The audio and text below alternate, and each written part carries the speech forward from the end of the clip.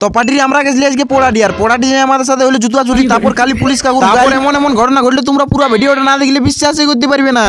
তো সকাল সকাল আমি আর মাধবদা চলে গেলি মদনার ঘর, মদনাকে আনতে, তার কারণ যাবো আমরা পোড়াটি। 1+1 হয়ে রাস্তার ভিউ দেখতে দেখতে পৌঁছে গেলি হাটাসি নিয়ে এদিকে ওদিকে ঘোরাঘুরি করতেছিলি, তখন পকেট উপিটে দেখা পাই গেল। চলো বলে একবার পরে ট্রাই মারা যাক।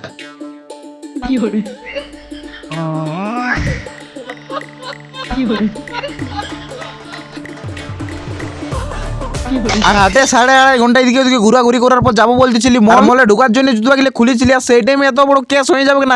শপিং মলকে আমরা এই জন্য ঢুকেছিলি, ভাবিছিলি একটা পারফিউম লিব, আর বাইরে নিয়ে দেখছি যে ও বাপ আমার জুতা নাই। জুতা গেলে আমি নতুন কিনেছিলি, ওই জন্য তাকে সিসিটিভি চেক করে দেয়ালি, আর চেক করে দেয় সেইটা আমি কি দেখলাম, এই যে দেখতে পাচ্ছ এই দুটো মাংমারানি ছেলে, এই দুজনে আমার জুতা গিলে নিয়ে জুতা গিলের বেশি দাম লইলো, মাত্র 500 টাকা বললো, কিন্তু কত লোকের সামনে আমাকে একজন খিস্তি মারি চলে গেল, সেইগুলা কি সহ্য করব? আর আমার জুতা গিলে রাখা ছিল ওই টেবিলটার কলটায়, অনেকক্ষণ ডালাইনি, ও জুতা গিলে দেখলো আর আমার জুতা গিলে দেখলো, দেখছে নতুন আছে আমার গিলে, তখন পরিয়ে নিয়ে চলে গেল। বলি হ্যাঁ রে মাংমারানি, যদি তোর উগুলাই কিনে রোকাত নাই তো কি জন্য তুই মলটাকে ঢুকিয়ে দিলি? ব্লু কালারের সুইটার পরে আছে ছেলেটাকে যদি কেউ চিনো তো আমাকে কমেন্ট করে জানাবে। দেখছো এই যে এই ছেলেটা জুতা গিলের দাম বললো মাত্র 500 টাকা, ওইগুলো বড় ব্যাপার নয়, কিন্তু ওইখানে কিছু লোক আমাকে গাড়ি লাগা কথা বলেছে, ওইগুলো আমার গাড়ি লাগিয়ে গেছে, ওই জন্য এই ভিডিওটা মারা হলো। তো বন্ধুরা আমার বেশি কিছু বলার নাই, যদি কেউ এই চোরগুলাকে চিনো তো কমেন্ট করে জানাবে।